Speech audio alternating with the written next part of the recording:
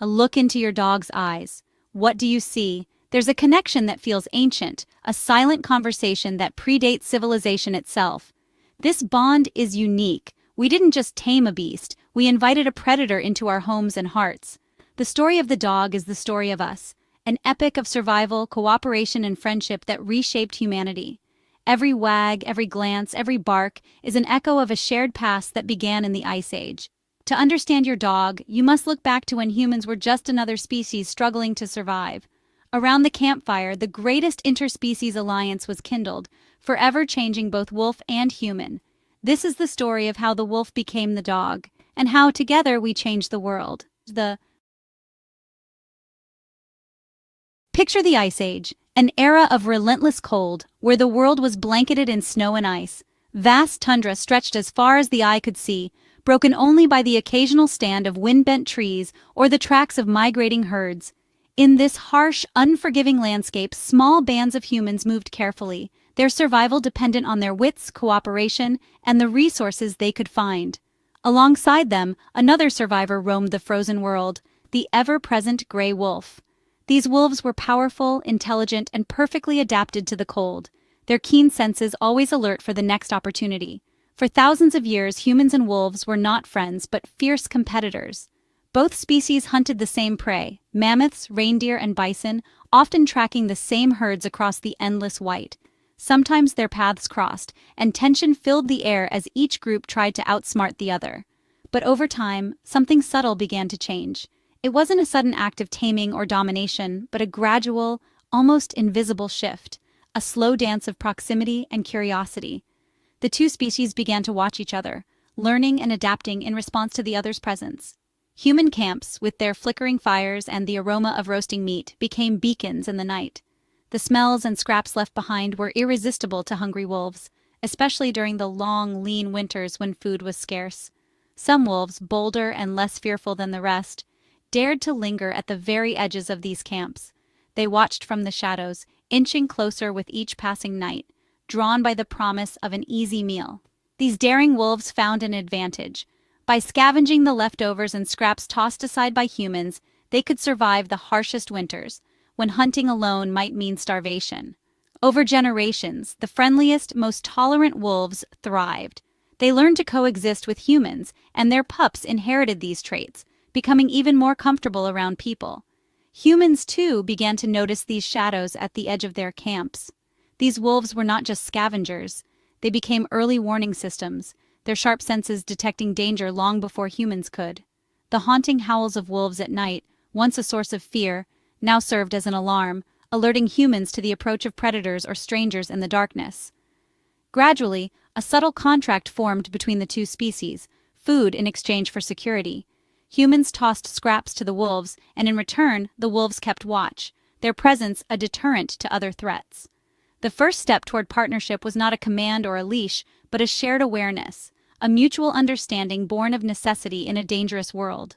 The wolves received sustenance, the humans gained vigilant guardians. When wolves howled in the night, humans listened and responded, alert and ready for whatever might come. This cooperation, though unspoken, was powerful. In these quiet moments, as dawn broke over the icy plains, the seeds of a remarkable alliance were sown, one that would change the fate of both species forever. The wild wolf, once a shadow at the edge of the hunt, was taking its first tentative steps toward becoming the dog, a companion, a partner, and eventually a member of the human family. The journey from wild wolf to protodog was not a single event, but a slow, winding path that unfolded over thousands of years. It began with the wild ancestors of today's dogs, wolves who roamed the ancient forests and tundras, living by their instincts and the laws of the wild. But something remarkable happened as humans began to settle and form communities. Some wolves, curious and less fearful, started to linger near the edges of human camps, drawn by the scent of food and the warmth of the fire. Over countless generations, the wolves that were friendliest, those who could tolerate the presence of humans, were the ones who survived and thrived. This was survival of the friendliest, not the fiercest. These animals found a new niche, one that rewarded cooperation and gentleness over aggression and fear. Wolves that lingered near humans became genetically and behaviorally distinct from their wild cousins. They began to change, not just in how they acted, but in their very nature.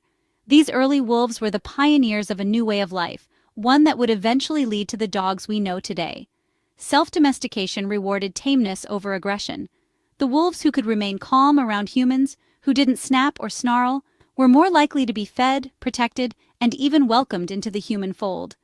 Imagine a hunter-gatherer thousands of years ago, finding a wolf pup near their camp. Instead of driving it away, they decide to raise it. The pup grows up among humans, learning their ways, seeing them not as threats, but as family. This bond, forged in the fires of prehistory, would change both species forever. Over time, these camp wolves began to look different. Their skulls became smaller, their snouts shorter, and their coats developed new patterns and colors. Some even developed floppy ears and curled tails, traits rarely seen in wild wolves. These physical changes were signs of their new life alongside humans. They became more puppy-like, retaining youthful traits into adulthood. This phenomenon, called neoteny, made them more playful, more social, and better suited to life with people. Adult dogs would wag their tails, play fetch, and seek affection, just like puppies. This was no longer a true wolf, but not yet a modern dog, a transitional animal perfectly adapted to human life. These proto-dogs became companions, guardians, and helpers, living at the crossroads of two worlds.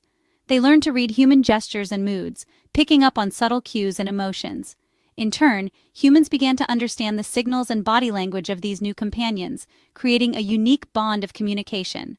A new form of communication was born, built on trust, empathy, and mutual understanding. This silent language bridged the gap between species, allowing humans and dogs to work together in ways never seen before. The wolf who stayed became more than just a scavenger at the edge of the fire. It became a partner, a helper, and a friend. Together, humans and proto-dogs hunted, traveled, and survived, forging a partnership that would shape the destiny of both. This was the dawn of a cross-species friendship, a bond that brought joy, comfort, and security to both sides. Dogs became part of the family, sharing in the daily lives and adventures of their human companions. The proto-dog was here to stay.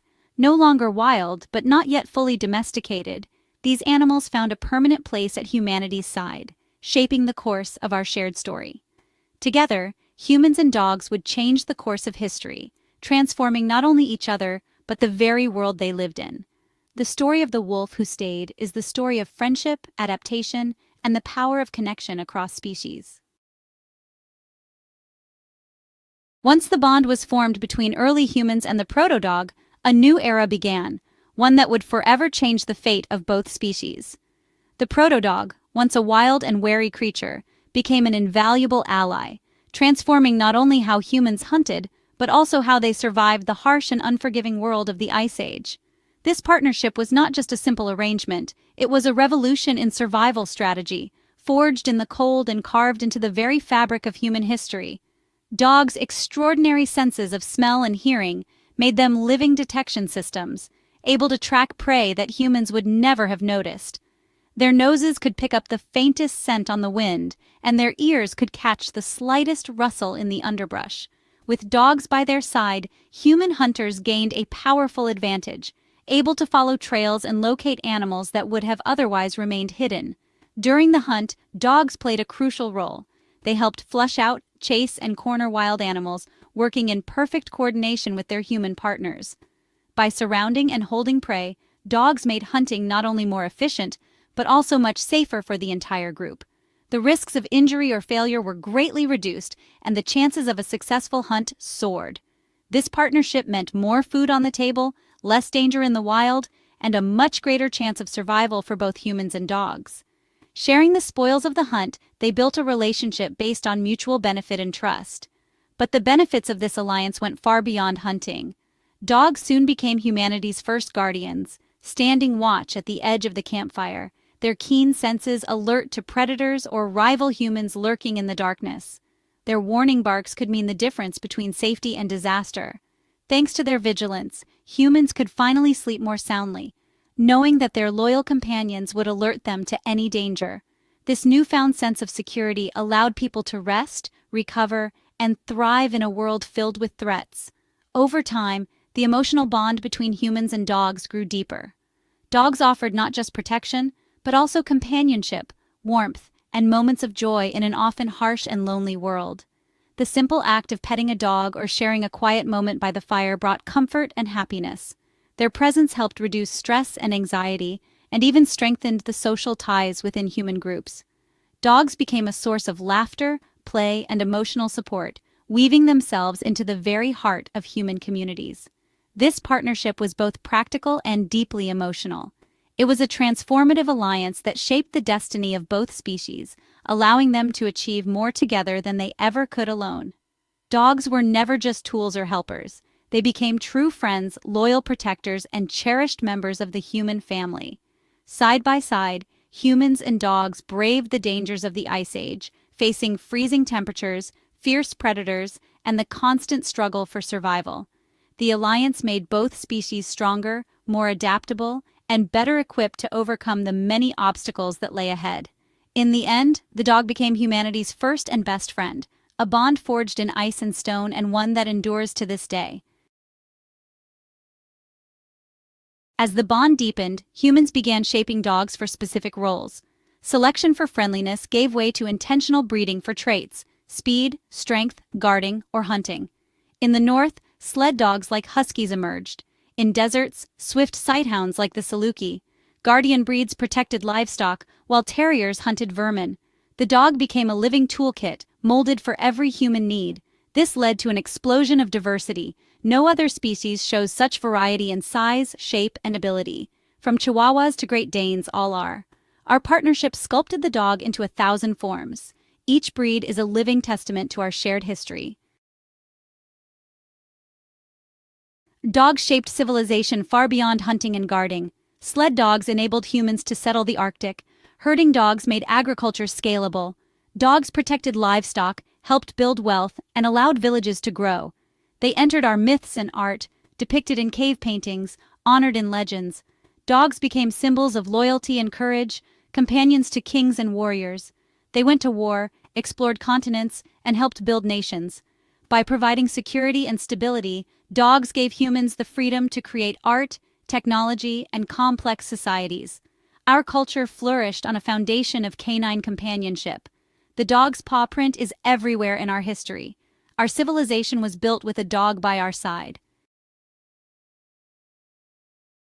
Today, most dogs are companions, not hunters or guards. In our urban lives, they offer connection and comfort in a fast-paced world. Science shows their presence lowers stress and boosts well-being. Dogs help people with disabilities, detect medical emergencies, and provide therapy. They encourage us to be active, connect with others, and enjoy the outdoors. Dog parks and walks foster community and friendship. In a digital age, dogs remind us of the value of real connection. Their companionship is as vital now as it was in the Ice Age. The human-dog bond is rooted in biophilia, our instinct to connect with other life. But with dogs, it's deeper, a shared social structure and wordless communication. Dogs read our body language and emotions.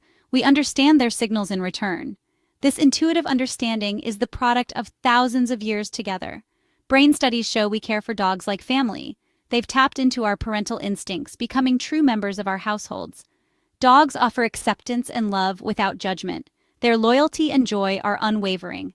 In a complex world, their unconditional affection is a rare comfort. This is a bond that transcends words, built on trust, history, and love. From Ice Age fires to modern living rooms, the journey of dog and human is one of history's greatest stories. The wolf that stepped from the shadows found a new destiny. The human who offered food gained a life-changing companion. In an age of isolation, dogs reconnect us to nature and to each other. They teach us loyalty, resilience, and the joy of living in the moment. The story of the dog mirrors our own evolution. Empathy, ingenuity, and the need for connection. Dogs are not just pets, they are part of who we are. When you look into your dog's eyes, remember the epic journey that brought you together. They are, and always will be, our oldest and dearest friends.